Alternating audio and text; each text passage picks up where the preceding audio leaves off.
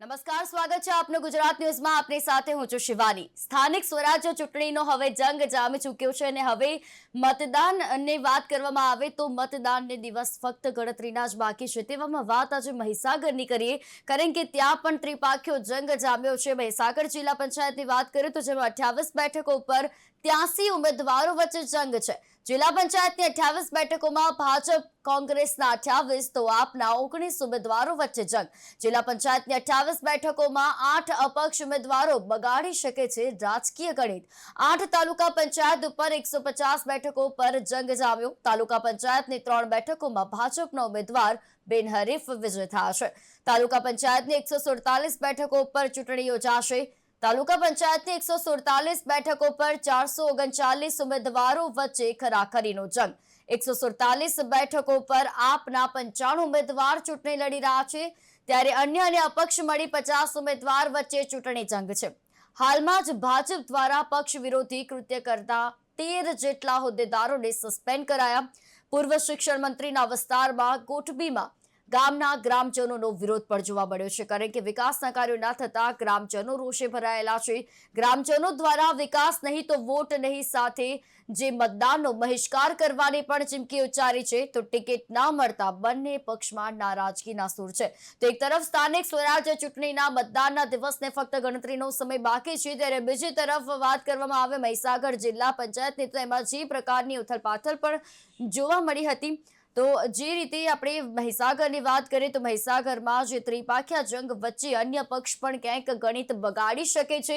જિલ્લા પંચાયતની બેઠકોની વાત કરીએ તો 28 બેઠકો પર કુલ 83 ઉમેદવારો વચ્ચે જંગ. જિલ્લા પંચાયતની 28 બેઠકોમાં ભાજપ કોંગ્રેસના 28 ઉમેદવારો તો આપના 19 ઉમેદવારો મેદાનમાં છે, અને તમામ જે ઉમેદવારો છે તેના વચ્ચે ખરાખરીનો જંગ જોવા મળ્યો છે. જિલ્લા પંચાયતની 28 બેઠકોમાં 8 અપક્ષ ઉમેદવારો રાજકીય ગણિત બગાડી શકે છે, જેની સૌ કોઈની તેના ઉપર નજર રહેલી છે.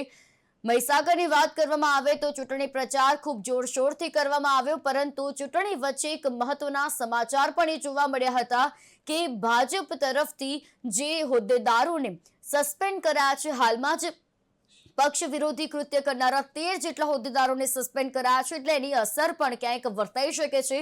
જોકે સમગ્ર માહિતી આપવા માટે અમારી સાથે અમારા સંવાદદાતા ઇન્દ્રવદન પંડ્યા લાઈવ જોડાઈ ચૂક્યા છે. ઇન્દ્રવદન, મહીસાગરની વાત કરીએ તો ચૂંટણી જંગ કેવો જામ્યો છે, શું કહે છે મહીસાગરનું રાજકીય ગણિત? જી, જે પ્રકારે સ્થાનિક સ્વરાજ્યની ચૂંટણી છે તે ગણતરીના જે દિવસો બાકી છે મતદાનના, ત્યારે મહીસાગરની વાત કરવામાં આવે તો મહીસાગર જિલ્લામાં ખાસ કરીને રાજકીય પાર્ટીઓની વાત કરવામાં આવે તો ત્રિપાંખીયો જંગ છે તે મહીસાગરમાં જોવા મળવાનો છે. મહીસાગરમાં ભાજપ, કોંગ્રેસ તથા આપ એ ત્રણેય મેદાને છે, તેમજ અપક્ષ પણ અત્યારે આ વખતે 50 થી વધુ ઉમેદવારો મેદાન ઉતાર્યા છે. તેમજ આપે તાલુકા પંચાયત સીટોમાં 95 જેટલા ઉમેદવારો છે તે ઉતાર્યા છે. ખાસ કરીને વાત કરવામાં આવે તો જે પ્રકારે અત્યારે માહોલ છે તે રસપ્રદ ચાલી રહ્યો છે, કટોકટીની માહોલ વચ્ચે અત્યારે જોવાનું એ રહ્યો છે કે મતદારો કઈ બાજુ વળે છે, એક મોટો સવાલ છે. અને ઇન્દ્રવદન, એમ કહેવાય કે જે મહીસાગરની વાત, આમ તો મોટાભાગની જે બેઠકો છે ત્યાં ત્રિપાખ્યો જંગ જોવા મળતો હોય છે, પરંતુ મહીસાગરની વાત કરવામાં આવે તો આ વખતે બહુપાખ્યો જંગ જોવા મળી શકે છે. જે પ્રકારે નારાજ ઉમેદવારો હોય, જે પ્રકારે કે ભાજપ કોંગ્રેસમાં ટિકિટ માંગી હોય અને ક્યાંક ને ક્યાંક ટિકિટ ના મળતા તેઓએ બળવો પોકારી અને આ અપક્ષ ઉમેદવારી કરી હોય તેવા પણ કેટલાય છે. ખાસ કરીને વાત કરવામાં આવે તો અ, અમુક ડેમેજ કંટ્રોલ છે તે ભાજપ દ્વારા કરી લેવામાં આવ્યું છે, પરંતુ અત્યારે એક લેટેસ્ટ સમાચાર એ મળી રહ્યા છે કે કોટંબા જિલ્લા પંચાયતના જે કોંગ્રેસમાંથી ટિકિટ માંગી હતી ને ત્યારબાદ ન મળતા તેઓએ અપક્ષ ઉમેદવારી નોંધાવી હતી, પરંતુ ક્યાંક ને ક્યાંક બળવંતસિંહ ચૌહાણે કોંગ્રેસના ઉમેદવારને ટેકો જાહેર કરી અને કોંગ્રેસને સમર્થન જાહેર કર્યું છે. ખાસ કરીને વાત કરવામાં આવે તો કોંગ્રેસ દ્વારા પણ અત્યારે ડેમેજ કંટ્રોલ છે તે હાથ ધરવામાં આવી રહ્યું છે. ઇન્દ્રવદન, સ્થાનિક પ્રભુત્વ કોનું, કયા પક્ષનું વધુ મજબૂત મહીસાગરમાં જોવા મળી રહ્યું છે? જી, છેલ્લા એક દાયકાની વાત કરીએ તો છેલ્લા એક દાયકામાં જે પ્રકારે સતત કહી શકાય કે કોંગ્રેસ છે તે અ, દિવસે દિવસે નીચે ગગડતી હોય તેવું લાગી રહ્યું છે. ભારતીય જનતા પાર્ટી છે તે ક્યાંક ને ક્યાંક ઉચ્ચ સ્તરે જતી હોય તેવું લાગી રહ્યું છે. ખાસ કરીને વાત કરવામાં આવે તો મહીસાગરની જે પ્રકારે જે ભાજપની વાત કરવામાં આવે તો ભાજપ દ્વારા પણ ગઈ વખતે તમામે તમામ તાલુકા પંચાયત સીટો તેમજ જિલ્લા પંચાયત તેમજ તમામે તમામ નગરપાલિકા ઉપર પોતાનું પ્રભુત્વ જાળવી રાખ્યું હતું અને તમામે તમામ જગ્યાએ સત્તા છે તે હાસિલ કરી હતી. જે કહી શકાય સૌથી મહત્વની વાત એ છે કે કોંગ્રેસનો ગઢ ગણાતી એવી લુણાવાડા નગરપાલિકા તેમાં પણ કોંગ્રેસને પછાડી અને ભાજપે પોતાની સત્તા છે તે વર્ષો બાદ હાસિલ કરી હતી. ત્યારે હવે જોવાનું એ રહે છે કે આ વખતની ચૂંટણીમાં મતદાતાઓ છે એ હવે કોના સિરે તાજ મૂકે છે તે એક મોટો સવાલ છે. બિલકુલ, એટલે આ વખતે ખરાખરીનો જંગ એટલા જ માટે કહેવામાં આવી રહ્યો છે. તાલુકા પંચાયતની વાત કરીએ તો ત્યાં શું સ્થિતિ છે? 150 બેઠકો પર જે જંગ જામ્યો છે. 150 બેઠકોમાંથી 3 બેઠકો એવી છે કે જ્યાં બિનહરીફ થયું છે ભાજપ. ખાસ કરીને કોંગ્રેસે ઉમેદવાર ઉતારવામાં ક્યાંક ને ક્યાંક ભૂલ થઈ હોય તેવું જોવા મળી રહ્યું છે. ખાસ કરીને જે પ્રકારે 3 જેટલા ઉમેદવારોએ પોતાનું ફોર્મ પરત ખેંચી લીધું છે અને ભાજપને ડાયરેક્ટ ટુ ડાયરેક્ટ જે બિનહરીફ છે તે કરાવી દીધા છે.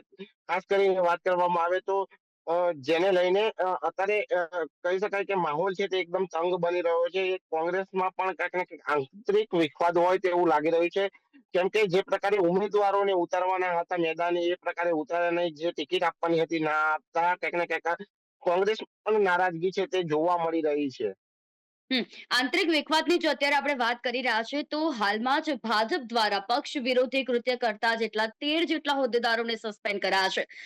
જેની સૌથી મોટી અસર સ્થાનિક સ્વરાજ્યની આ ચૂંટણીમાં જોવા મળી શકે તેમ કહેવાય, કારણ કે ગણતરીના દિવસો બાકી છે અને તે જ પૂર્વે ભાજપ તરફથી આવું પગલું ભરવામાં આવ્યું છે. 13 હોદ્દેદારોને સસ્પેન્ડ કરવામાં આવ્યા છે. કેવી અસર તેને પહોંચી શકે છે? જી, જે પ્રકારે ભારતીય જનતા પાર્ટીના જે પક્ષ વિરોધી કૃત્ય કરતા 13 થી વધુ લોકોને સસ્પેન્ડ કરવામાં આવ્યા છે. તેને લઈને ક્યાંક ને ક્યાંક ભાજપને પણ એનું કહી શકાય કે થોડું ઘણું ડેમેજ છે તે ભોગવવાનો વારો આવી રહ્યો તો કોઈ નવાઈની વાત નથી. ખાસ કરીને ગોધર બેઠક ઉપર પણ ભાજપમાંથી ટિકિટ ના મળતા બળવો પુકારીને અત્યારે હાલ ઉમેદવારી નોંધાવી છે અપક્ષમાં બિપિનભાઈ પટેલ. એ પણ ક્યાંક ને ક્યાંક અત્યારે પોતાનું પ્રભુત્વ જાળવી રાખે છે. ત્યાં એક જ ચર્ચા છે આ વખતે કે પાટીદાર ઉમેદવાર છે તો પાટીદારને જ લાવો એવી અત્યારે હાલ જોરશોરથી ચર્ચા ચાલી રહી છે. પરંતુ ચિત્ર છે તે લાસ્ટ ઘડી સુધી રિઝલ્ટ ના આવે ત્યાં સુધી સ્પષ્ટ કહી ના શકાય. કારણ કે મતદાતાઓ કઈ તરફ વળે છે ક્યારે વળે છે એક મોટો સવાલ છે. કારણ કે કેવું કે મતદાતાઓ વેચાય છે કે પોતાનો સ્વતંત્ર મત છે તે આપશે એક મોટો સવાલ ઉત્પન્ન થઈ રહ્યો છે. જી, અને જાતિગત સમીકરણની વાત કરીએ તો મહીસાગરમાં જાતિગત સમીકરણ કેવું છે, કેવું જોવા મળી શકે છે આ વખતની ચૂંટણીમાં?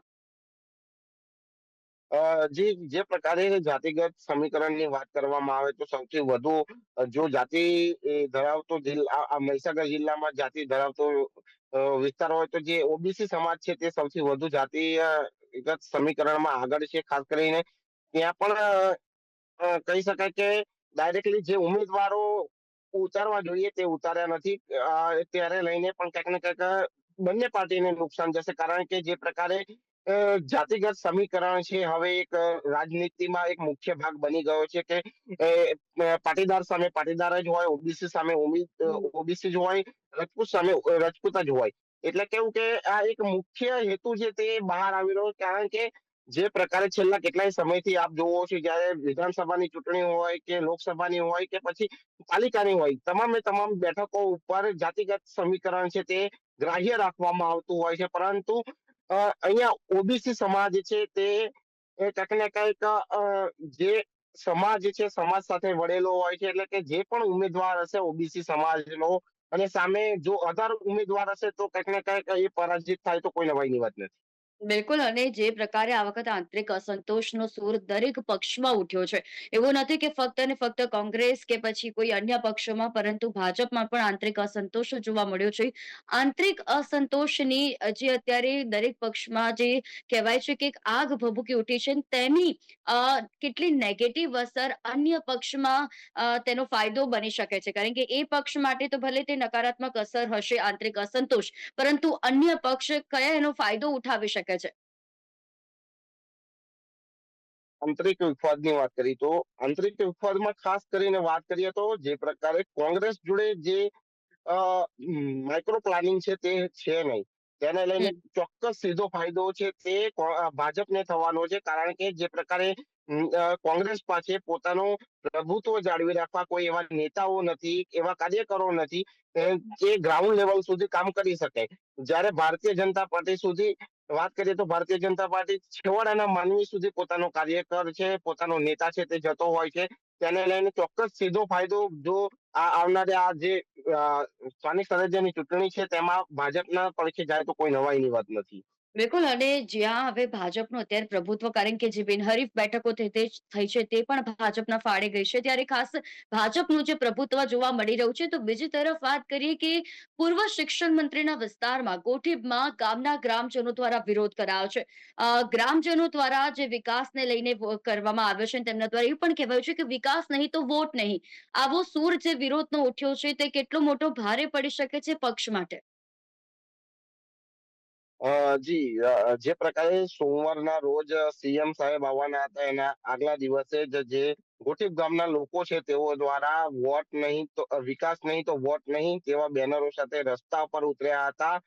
ખાસ હમ. કરીને વાત કરવામાં આવે કે આ જે પૂર્વ શિક્ષણ મંત્રી કુબેરભાઈ ડિંડરનો મસ્ત વિસ્તાર લાગી રહ્યો છે, ખાસ કરીને કે જ્યાં કાગળ ઉપર જ કામ કરવામાં આવી રહ્યા છે.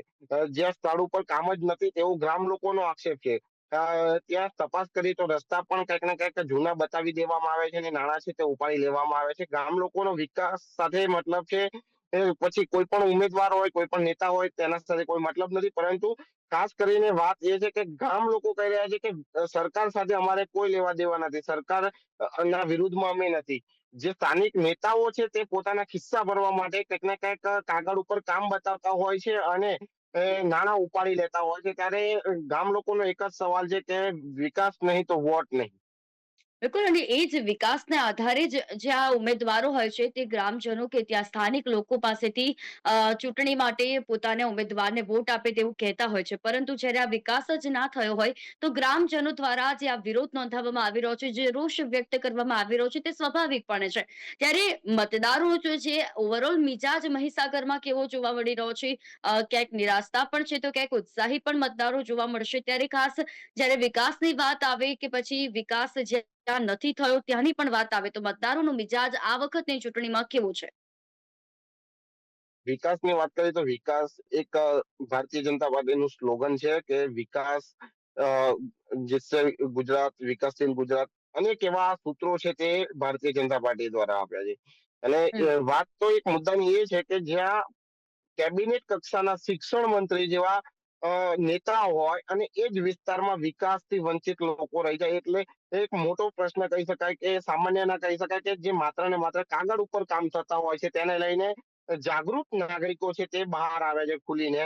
સરકાર સાથે કોઈ લેવા દેવા નથી, કારણ કે સરકાર તો વિકાસ માટે પોતાની મુખ્ય ભૂમિકા ભજવતી હોય છે, વિકાસને લગતી યોજનાઓ બહાર પાડતી હોય છે, વિકાસ છેવાડાના માનવી સુધી પહોંચે તે માટે સતત ચિંતા કરતી હોય છે. પણ સ્થાનિક નેતાઓ છે કંઈક ને કંઈક પોતાના ખિસ્સા ભરવા માટે આ કાવતરું કરતા હોય છે, કાગળ ઉપર કામ બતાવતા હોય તેવું સ્થાનિકોનું કહેવું છે. અને એક જવાબદારી શિક્ષણ મંત્રીની પણ આવે છે, કારણ કે હમ. શિક્ષણ મંત્રીનો મત વિસ્તાર છે તો શિક્ષણ મંત્રીએ કેમ ધ્યાન ના દોર્યું, એક મોટો સવાલ છે.